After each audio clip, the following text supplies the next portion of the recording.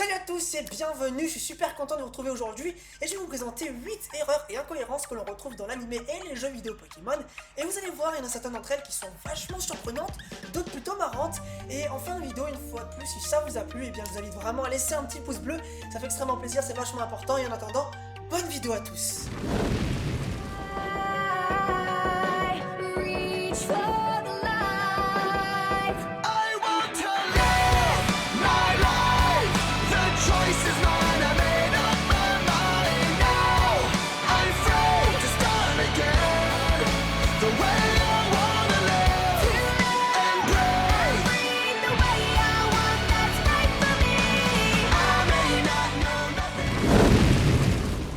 Dans cet univers si vaste qu'est Pokémon, les erreurs, incohérences et bizarreries plus ou moins importantes se trouvent à l'appel.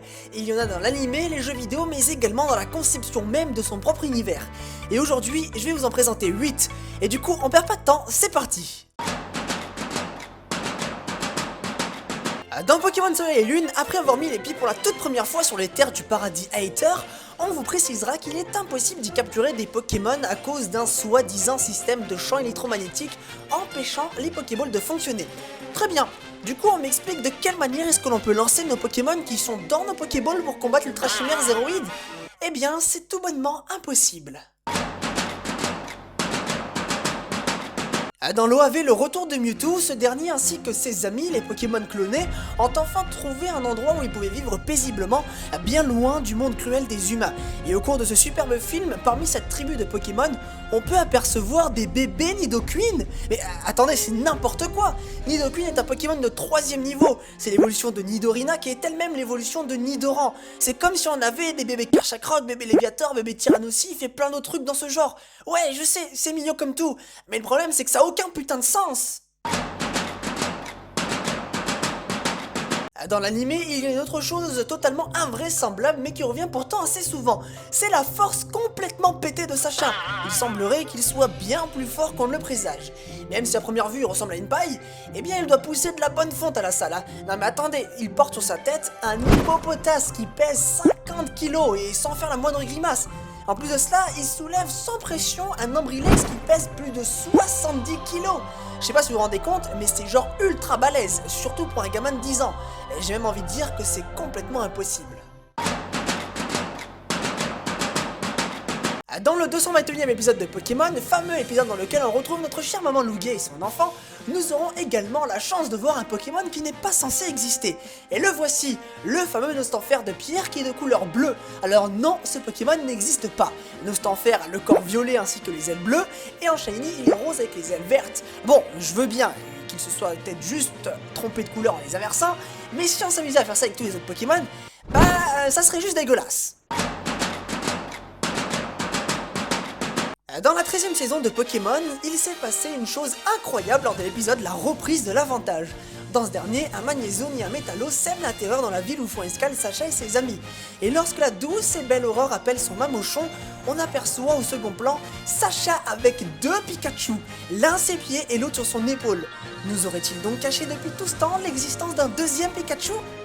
Non, non, je vous rassure, ça n'est ni plus ni moins qu'une belle et grosse erreur.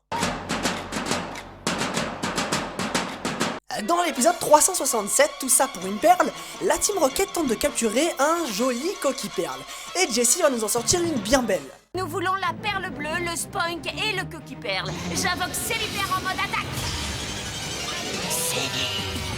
C'est l'heure du duel.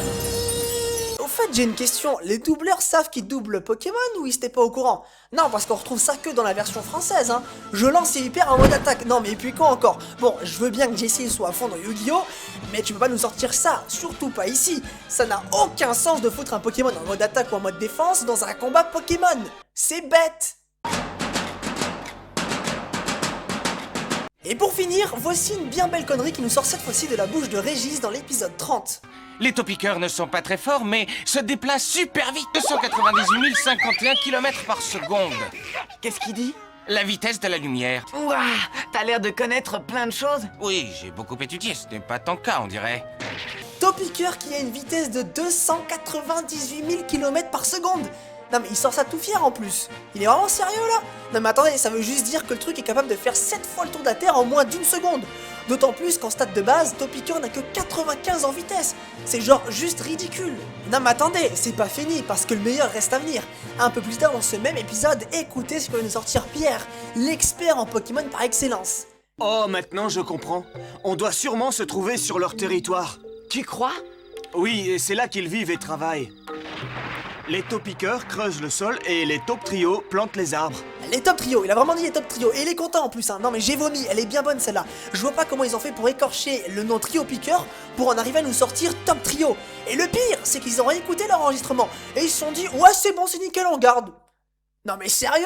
Enfin bref, je vous en ai partagé 8 aujourd'hui, mais sachez qu'il y en a beaucoup plus. Du coup, si vous voulez d'autres épisodes, eh bien lâchez un énorme pouce bleu et dites-moi aussi dans les commentaires laquelle de ces erreurs vous a le plus surpris et également si vous en connaissez d'autres. Sur ce, passez une très bonne journée ou une très bonne soirée, portez-vous bien, prenez soin de vous et je vous dis à très vite pour de prochaines vidéos. Salut tout le monde!